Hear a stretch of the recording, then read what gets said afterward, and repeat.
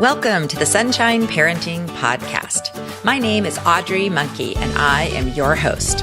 I've been a summer camp director for more than 33 years, and at my website and on this podcast, I share ideas, stories, and tips to help parents and anyone else who works with young people raise competent, kind, optimistic kids.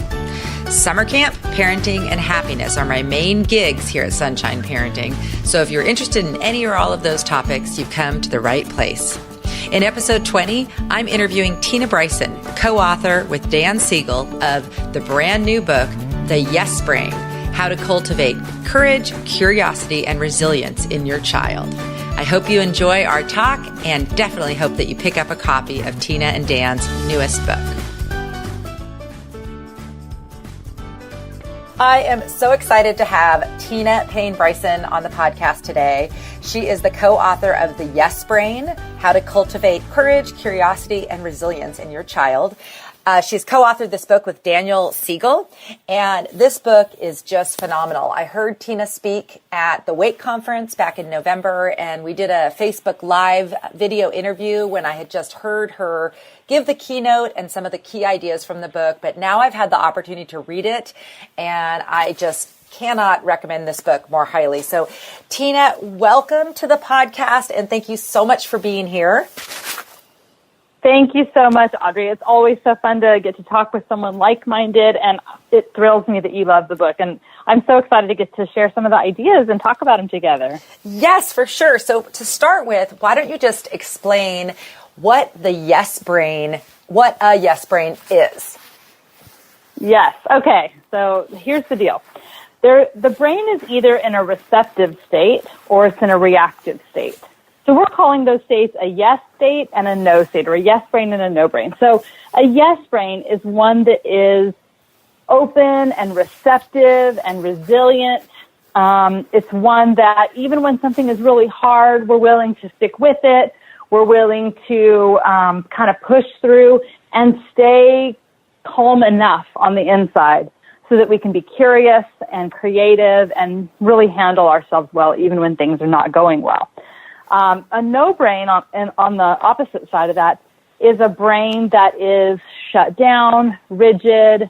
It's kind of like when we think about those times when our kids are unwilling to try something new, or they're really hard on themselves, or they're full of fear or anger and they're reactive and lash out. So it can be kind of an internalizing thing where they're hard on themselves or overly perfectionistic or rigid, but it can also be an acting out kind of being unkind to others. So one of the ways to think about this, a yes brain is one that is open and resilient in the world, and a no brain is one that is shut down and reactive in the world.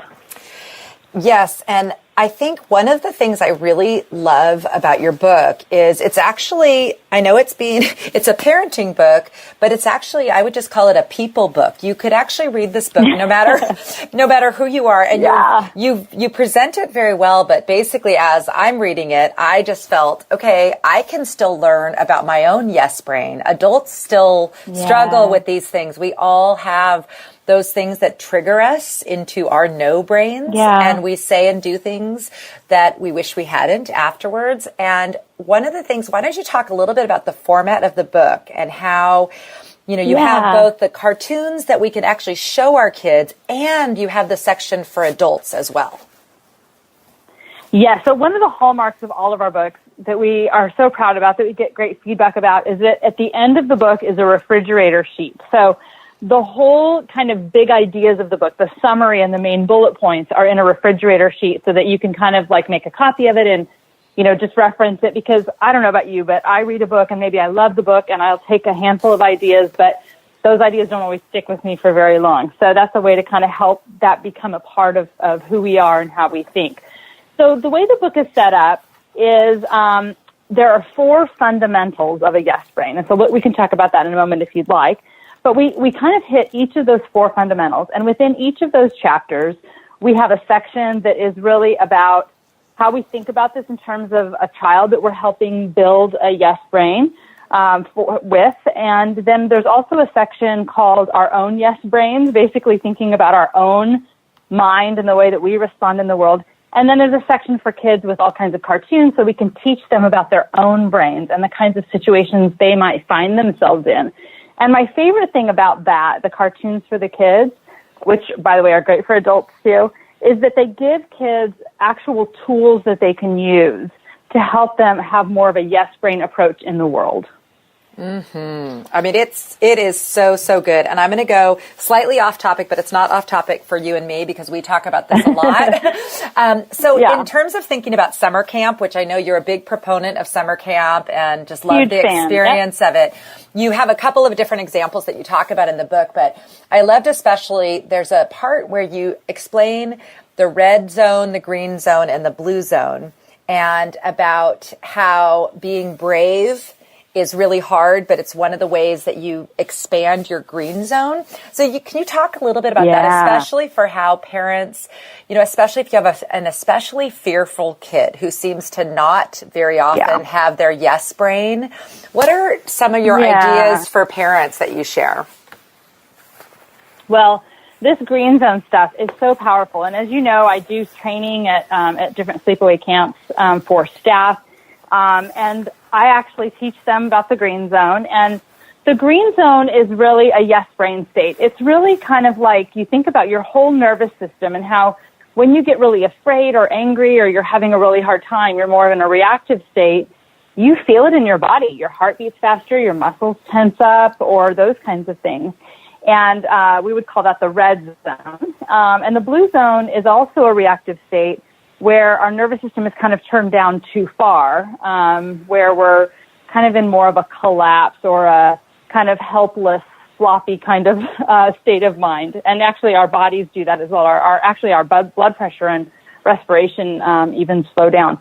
But when we're in the red zone or in the blue zone, we are in a reactive state and we can't really handle ourselves well. We're not really being resilient in the moment. So the green zone is the state where, this yes brain state, where even if things are frustrated or scary or really fun or whatever it is, that we are kind of balanced within our bodies and in our minds, so that we can be, the most resilient and curious and creative and good problem solvers and all of that. When I talk to parents and educators and clinicians and camp counselors, I talk about how we can think about our goals as caregivers of other children, but even of ourselves, that really we can think about our goals as to help a child or help someone else when they're outside of the green zone, when they're in a reactive state, to get back into the green zone. And our second goal is to expand the green zone over time. So this is sort of a survive and thrive kind of mentality, right? In the moment, we want to help them get back into the green, that survives. And then we want to build that capacity so that so that they can handle and have even bigger window of tolerance for difficult things. So when we have kids who, of course, naturally and expectedly might feel resistance and even specific fears around leaving home, and this is all very natural and normal, besides kind of explaining to kids that, that's a normal, healthy feeling, that what's really cool is that we can do hard things and that we can actually practice, sleeping away at other people's houses or having those kinds of separations. Now, here's the key. The key is we want to find out specifically what the fears are. So, a kid might say, I'm not going to sleepaway camp. I'm terrified of going to camp. I'm not going. But when you approach the child with your own yes brain in a very curious, open state, instead of saying, of course you're going, we paid all this money, you have to go, everyone else is going, which is kind of shaming, or we come up with these responses, to approach with curiosity and say, when you think about what worries you the most, what is that? And oftentimes it's something very specific, like, what if I can't find the bathroom at night? Or something like that, where you can do some really creative problem solving and thinking, oh, well, that's okay, of course you're worried about that, but we can solve that. That's something we can figure out. So you want to give them specific tools. You want to allow them to sit in the discomfort of their feeling and not distract them from it, right? So you want to say, oh, so that feels uncomfortable in your body when you think about that. Now that we've felt that and now we understand that that's what's going on, now let's be problem solvers. So we acknowledge the feeling, we sit in the feeling, but we don't stay stuck in the feeling, right? So then we move into these other states. And, a fear state is a no-brain state, and it's natural and normal, and we all feel that at times. The key is not to say, I should never feel that way. The key is, how do I take myself, or how do I help my child go from that state into one where they can tolerate it and become triumphant? We don't want those experiences to be traumatic, because then sometimes the green zone shrinks even more if it's too much for a kid. But what we want it to be is the just right amount of stress, or the just right amount of challenge for them. Because then when they do it triumphantly and they've been given the tools to do it, they can come home. I remember, Audrey, my son, when he went to camp for the first time, he was 9, and he was gone for 2 weeks out of the state. And he came home, and he was very homesick. And he said, Mom, that was the hardest thing I've ever had to do in my whole life. And then he got this little smirk on his face. He said, and I did it. And so that experience of going away to camp and sitting in those difficult feelings where we weren't there to rescue him from them, he had plenty of support and connection and all that to make it a safe enough experience for him. But what happens is that feeling that difficult experience and facing that adversity allowed him to expand his capacity and that knowledge of himself that he can do. He did something really hard, and he was successful at it. That's such a great story, but it's really hard for parents, as you know, because you've worked with a lot of them. It's so hard to know, is this going to be too much for my child? What is too much? And how do you, each child's different, and, where their green zone is kind of naturally, and how to expand it. So that is one of the things. And but I love that. One of the things that you really talk about a lot, and it really hit home for me, that we all know this, I think we should know this, but we all need to be in the green zone. We as parents and our kids, whenever we're trying to talk about really any of these things. And I think we often try to engage our kids in the moment when one or both of us are upset and not in the green zone, and those conversations never work out. So what No.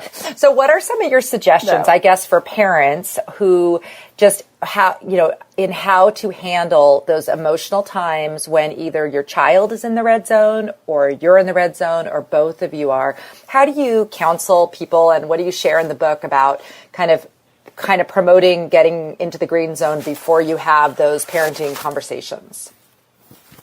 Yeah, I think this is so key. And it's actually, very much connected to what we talk about in the No Drama Discipline book as well, that the whole point of discipline is to teach. And so kids have to be in a state of mind in which they can actually learn, which is the green zone, right? And so if our job as disciplinarians is to teach and build skills so that they become self-disciplined, if their job in the discipline moment is to learn so that they can do something better the next time, we really have to be in the green zone, and the child has to be. So we can ask the question like, is my child ready to learn? And am I ready to teach? Or in the moment, if it's not a discipline moment, to say, is my child ready to be a problem solver? Or are they ready to kind of be resilient? And a lot of times when they are falling apart, whether they're shut down like a blue zone or they're reactive in the red zone, the number one thing I would say, okay, so let's do, can I pause and tell you just a quick little analogy? Sure. It's actually the opening story in the book. So the opening story in the book is about these children who are in this river. And it's a made-up story, so no one has to worry about the children. That there's these children in the river, and they're traveling downriver. And as they travel downriver, they begin to really struggle. And so all of these adults come and start trying to pull them out to save them and help them survive. And at one point, one of the adults leaves and starts to walk away, and the other adults say, "Where are you going? We need you here. These children are really struggling. You have to help us or they're not going to survive." And the person says, "I'm going upriver to find out where they're falling in." And I really love that story, because a lot of times the work we do as parents is that downriver work in the moment. It's a survive moment. Our child is falling apart. We're falling apart. Whatever is going on, we're just trying to get through. Or we're really worried about our child. Something's really going on with them. And then other times our work as parents is more upriver work, where we're thinking about how do we get things on the right path and how do we build skills so that they will be resilient. So the truth is that most of the time our work as parents is doing both at the same time. And what I would say is that if you're in the moment, your child's falling apart, they're kind of traveling downriver, and you're just trying to survive, how do you get them back into the green zone? The number one thing we can do in that survive moment is connection and empathy. And here's why. A no-brain state, a reactive where we're just completely, not thinking clearly. Our nervous system is actually in a state of stress response, as if something threatening were actually happening. And the thing that calms our nervous systems down more than anything and allows us to return to kind of that calm green zone state is safety and connection. And so, even if and sometimes red zone behavior or states of mind lead to really bad behavior, your kid slamming a door or being disrespectful or something like that. So even if it looks like bad behavior, the quickest thing to calm the nervous system down is empathy and connection. So something like, oh, buddy, you're so, like, let me give a specific example. So I was working with this family. They had a son who lived in the red zone. He had some other things going on. He had some sensory processing challenges, but he kind of lived in the red zone. And what would happen is the red zone becomes contagious. So he would get really reactive. Mom and dad, there was a lot of yelling and a lot of chaos and all of this stuff. And so when I was talking to the parents, I said, when he is in that state and he's screaming and yelling at you, and you scream and yell back, both of you are triggering each other's no-brain states because the brain cares, number one, about safety. And if you're screaming at someone, you're basically threatening them. And so when our brains detect threat, we go into a reactive state in order to survive. All our fight, flight, freeze stuff comes on. So I coached this family to instead, even when the parents felt like going red zone, and even when the parents felt like yelling, is to really slow things down. And so what I actually coach these parents to do, and this is one way we can bring in empathy and connection, is to sit in a really relaxed posture below the child's eye level. So the child is, standing or sitting or whatever. If the parent just sits on the floor in a relaxed posture, and people do this sometimes instinctually without knowing the science, is to sit in this relaxed posture and to, number one, stop lecturing and say something empathetic like, oh, buddy, you're so angry right now. You're having such a hard time. I can see how upset you are. So just that. And then the second part of that is to say, I'm right here with you. And, just that empathy piece of just saying, I see you, I see how hard it is for you right now, and I'm right here with you. Just doing that allows the child to feel safe and allows their nervous system to go into a state of connection, and it actually reintegrates the brain and allows them to be sane again. And I think, this is not just a nice thing to do for our children. There's two really important things that are happening when we can do something like that. And we don't have to sit on the floor. That's just a really effective way to do it because it tells the other person's brain really quickly, that this person's not threatening, is not going to be a threat. But something really important happens, and this is such a strategy for parents too. I know from my own experience and in working with lots of other parents, counting to 10 never worked for me. I still would yell at the end of 10, it just didn't work for me. But movement helps release some of that red zone energy. So just getting up and moving your body, especially not towards your child in an aggressive way, but moving your body, getting your child to move their body. So if your child's starting to move into the red zone, or starting to shut down, to say, hey, let's play keep it up with a balloon, or actually better to not tell them what you're going to do, just toss something that they will catch, and then you have some sort of game. But movement helps green zone stuff too. But when you stand over a child and you start to yell at them and point your finger and you have an aggressive tone of voice, it activates the neural networks of I'm fighting right now, I am going to win, I am going to be threatening. But if you sit in a relaxed posture or you force yourself, even though you feel like yelling, to take a breath, to create a pause between your desired, the stimulus that's happening in front of you and your desired response, to stop and pause, to take a breath, and to instead say something empathetic like, oh, this is really hard for you right now. If you force yourself to say something empathetic or to put your body in a posture down below in a relaxed posture, it actually totally activates different neural networks in our brain.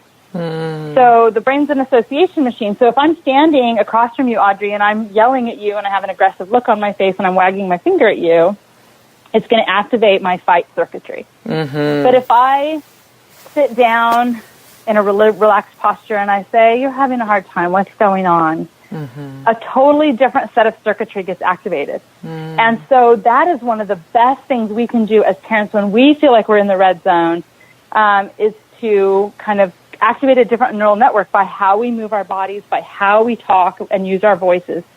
But if we can't get there, if we're too red, it's better to say, I'm too upset to interact with you in a respectful way. I'm going to go calm down, and to model that for our children. And to just go and take some time to calm our own nervous systems down. Oh, absolutely. I mean, first of all, I could just listen to you sharing your wisdom all day because everything you say, I'm just like, yes, that is so true. So a couple things. We have to kind of wrap this up because we're getting close to the end of a time. But I really want you to share, first of all, where people can find your work. And especially, I know people in the Los Angeles area, just talk a little bit about the Center for Connection as well. Because so much of your work I know resonates with parents, and it's so important what you're sharing. So where can people find you and your work? So the easiest place to find me is tinabryson.com, and that's Bryson. And there's links there to my center, which is the website for the center is thecenterforconnection.org. And we're really proud of our Center for Connection. We have a team of about 25 people. We meet together 2 hours every week to approach with curiosity and really peeling back the layers of what's really going on with a kid or an adult or a couple or a family. And we've got a multidisciplinary team to help us curiously kind of peel back those layers to figure out the best intervention. And and I've got, on my website, I've got tons of articles and little videos and a newsletter they can sign up for and links to my Facebook and Twitter page. So it's easy to find me. Okay, perfect. Well, I find you all the time, so I know that they can too. So all of your books are fabulous, and it was fun. I had a conversation I was talking to some parents at a football game this fall at my kids' school, and I said, so what are you reading? And they both laughed and said, oh, we don't have time to read. And I remember thinking, oh my gosh, I guess not all parents read, like I do.